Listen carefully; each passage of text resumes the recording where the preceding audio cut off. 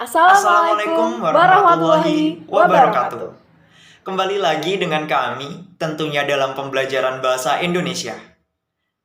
Bagaimana kabar kalian? Semoga sehat selalu ya. Kali ini kita akan belajar tentang teks anekdot. Pasti tidak asing lagi dong buat kalian teks anekdot ini.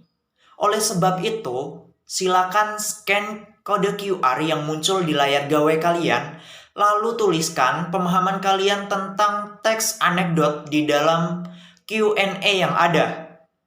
Saya beri waktu 5 menit ke depan, silakan di-pause terlebih dahulu video ini.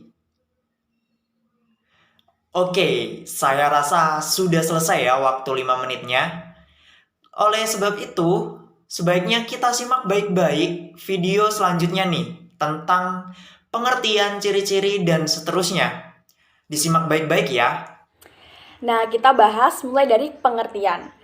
Pengertian teks anekdot menurut Kamus Besar Bahasa Indonesia yaitu anekdot adalah cerita lucu, menjengkelkan, konyol yang berdasarkan kejadian sebenarnya. Nah, anekdot merupakan cerita singkat yang menarik karena lucu dan mengesankan, biasanya mengenai orang-orang yang penting atau terkenal dan berdasarkan kejadian yang sebenarnya.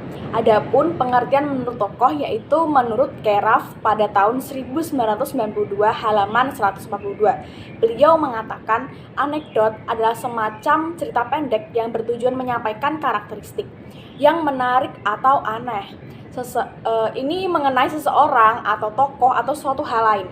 Oleh sebab itu, dapat disimpulkan anekdot adalah teks yang lucu, berkarakter, dan mengandung kritikan yang membangun, begitu. Nah, saat masyarakat menggunakan media massa cetak, teks anekdot itu menjadi salah satu bagian rubrik hiburan pembaca. Nah, teks anekdot ini berisikan kritik sosial mengenai kehidupan sehari-hari.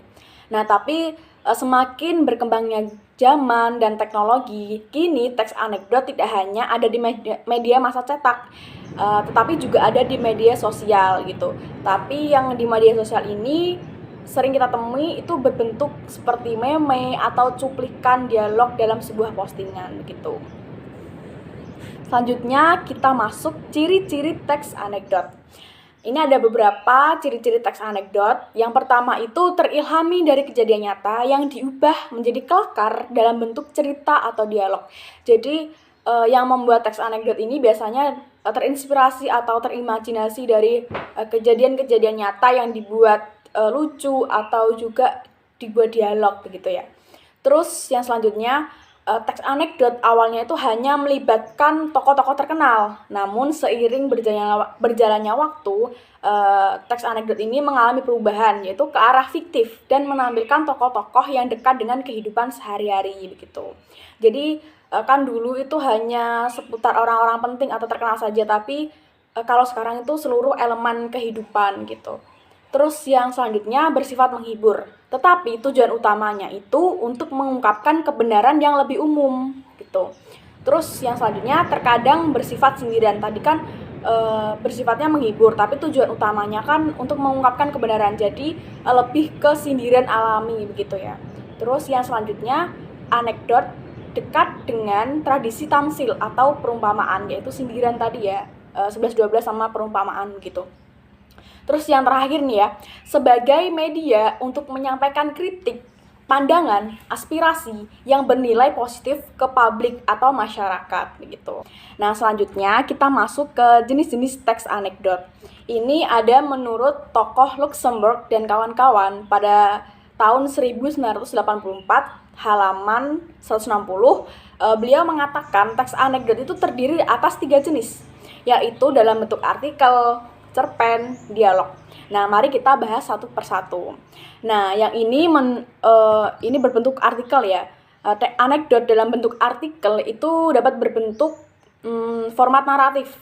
Teks anekdot itu menceritakan suatu hal atau tokoh faktual atau terkenal sehingga dalam ceritanya itu memiliki kejelasan tokoh, alur, peristiwa, dan latar. Nah, selanjutnya itu ada cerpen. Nah, teks anekdot berbentuk cerpen ini menceritakan suatu hal yang lugas atau tidak berbelit-belit. Jadi langsung to the point gitu ya, agar pendengar itu lebih bisa memahami alur ceritanya atau lelucon cerita tersebut gitu. Oleh sebab itu, cerpen anekdot ini lebih singkat dan berbeda dari cerpen-cerpen pada umumnya begitu. Yang selanjutnya itu teks dialog. Nah, teks dialog ini berbentuk dialog menggunakan format drama yang mempunyai petunjuk lakon. Jadi dalam artian teks anekdot yang disajikan dalam bentuk dialog dominan menggunakan kalimat langsung begitu. Terima kasih. Oke, di sini saya akan melanjutkan penjelasannya ya. Kalian tadi sudah mendapatkan pengertian, ciri-ciri, lalu ada jenis-jenis teks anekdot. Sekarang kita tambah dengan struktur teks anekdot. Seperti pada umumnya teks anekdot pun memiliki strukturnya sendiri. Yang pertama ada abstraksi. Abstraksi ini merupakan sebuah gambaran awal dari cerita anekdot.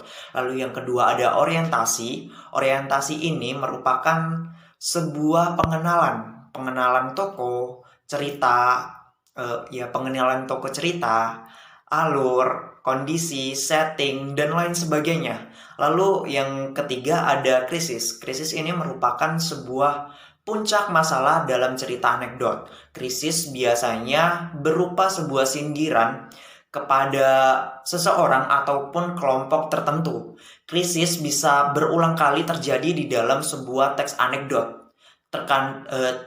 Tergantung pada ceritanya ya.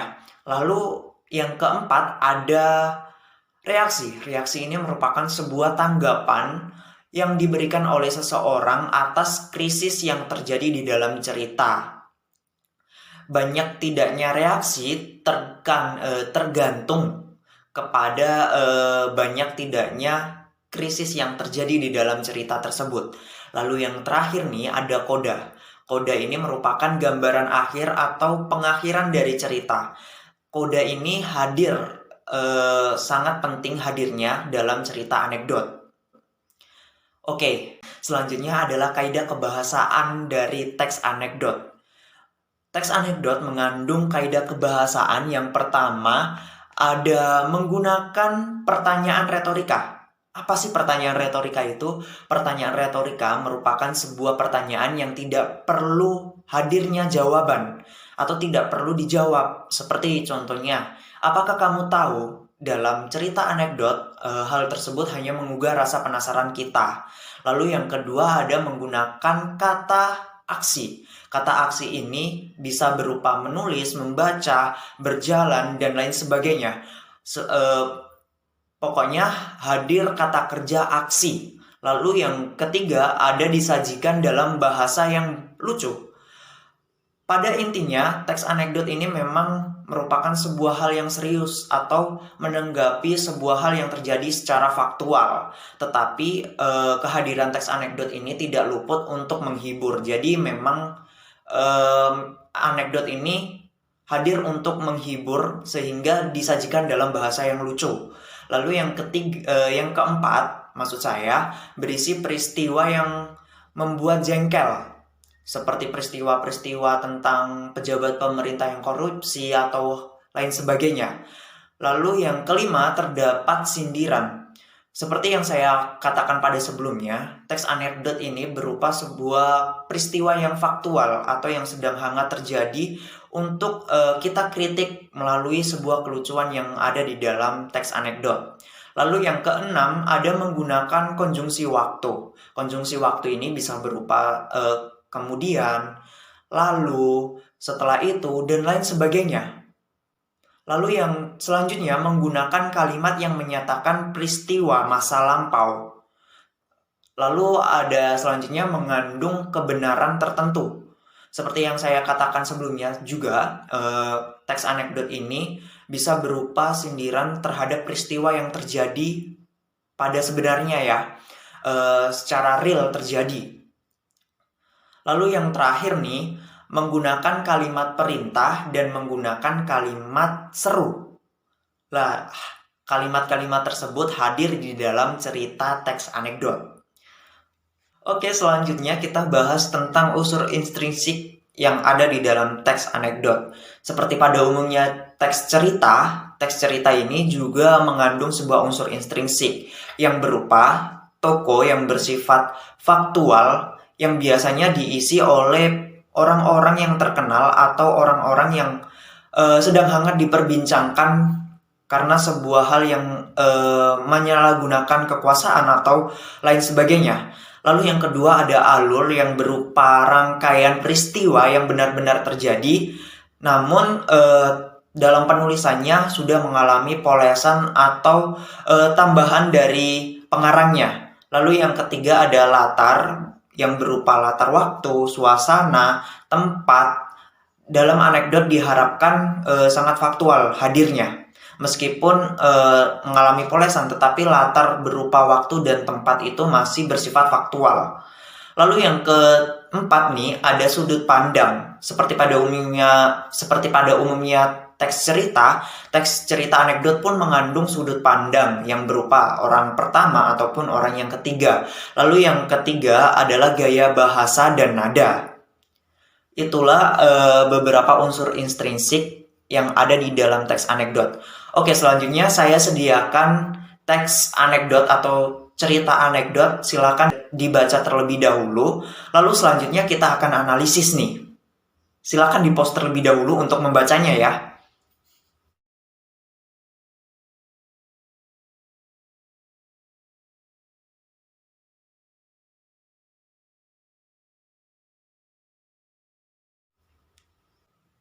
Oke, saya rasa waktu membacanya sudah selesai ya teman-teman.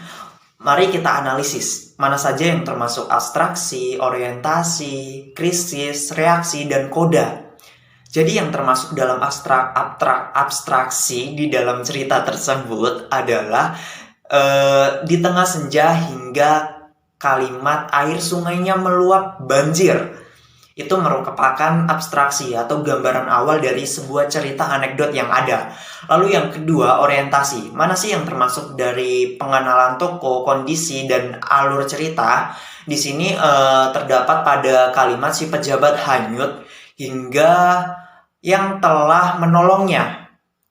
Lalu yang ketiga ada krisis. Mana sih yang termasuk krisis atau sebuah kritik dari seseorang untuk seseorang? Jadi yang termasuk krisis di sini adalah kamu tidak tahu saya siapa. Itu merupakan pernyataan atau kalimat tanya yang dilontarkan oleh si pejabat. Lalu hingga kalimat si laki-laki akhirnya ingat orang ini pernah ia tonton di salah satu acara televisi. Itu merupakan bagian krisis, yaitu puncak masalah. Lalu yang selanjutnya adalah reaksi. Mana sih yang termasuk reaksi di dalam cerita anekdot tersebut? Jadi yang termasuk kalimat reaksi diawali dengan kalimat yang dikatakan oleh si pejabat. Karena sudah menolongku, kamu boleh meminta apa saja, katakan saja keinginanmu. Lalu ditanggapi oleh si laki-laki, yaitu benarkah pejabat? Benarkah Pak Pejabat? Seperti itu. Lalu koda yang terakhir dari atau akhiran penutup dari cerita ini diawali kalau boleh saya meminta dan sampai akhir. Seperti itu ya teman-teman. Oke, sampai di sini dulu penjelasan saya dan rekan saya. Nanti kita sambung di next materi ya. Sampai jumpa. Oke, ternyata sesi penjelasan dari kita sudah berakhir nih. Nah, buat kalian yang ingin mengunduh PPT bisa scan barcode di bawah ini. Sampai jumpa di penjelasan berikutnya.